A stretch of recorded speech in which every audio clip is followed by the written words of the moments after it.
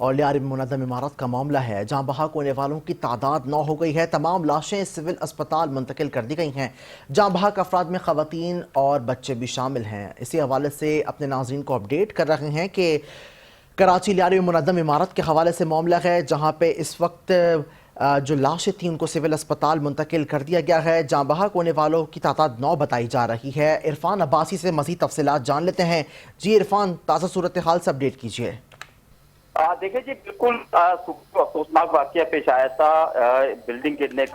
گرنے کے واقعے میں اب تک 9 افراد جو ہے وہ جاں بحق ہو چکے ہیں اور اس کی جو تصدیق ہے وہ محکمہ صحت سندھ کی جانب سے بھی کیا گیا تھا۔ تمام جو زخمی اور جاں بحق ہونے والے لاشیں تھیں ان کو سول اسپتال کراچی کا جو بے نظیر بھٹو شہید ٹراما سینٹر ہے یہاں پر منتقل کیا گیا تھا۔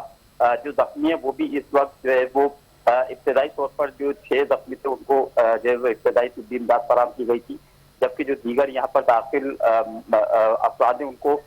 ممکنہ طور پر جو ہے وہ طبی امداد فراہم کی جا رہی ہے۔ ہمارے ساتھ کی جو یہاں کے ڈائریکٹر ہیں ان کا کہنا تھا کہ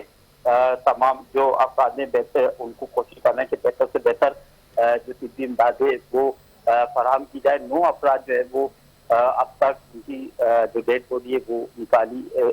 نکالی گئی تھی اور پھر ان کو سول اسپتال منتقل کیا گیا تھا جہاں پر ان کا ایملو کے بعد جو ہے وہ جو لاشیں تھی وہ لوائسی ان کے حوالے کر دی گئی تھی۔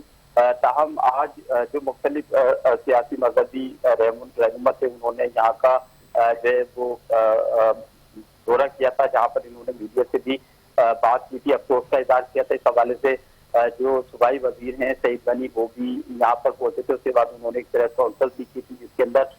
نہ صرف یہ کہ انہوں نے افسوس کا اظہار کیا تھا بلکہ ان کا کہنا تھا کہ جو واقعہ ہے اس کی مکمل انکوائری کروائی جائے گی اور ساتھ ہی ان کا یہ بھی کہنا تھا کہ جو غیر قانونی عمارتیں ہیں اس کے لیے کوشش کر رہے ہیں کہ قانون کے اندر ترمیم کی جا سکے۔ جو بلڈر درجنوں بلڈر ہیں کراچی شہر کے اندر جو اس غیر قانونی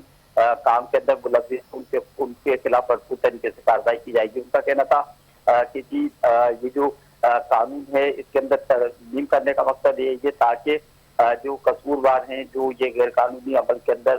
ملوث ہیں ان کے خلاف کارروائی کی جائے تاکہ آئندہ اس طرح کا جو واقعہ ہے وہ پیش نہ آ سکے۔ ٹھیک ہے عرفان، تفصیلات کے لیے شکریہ۔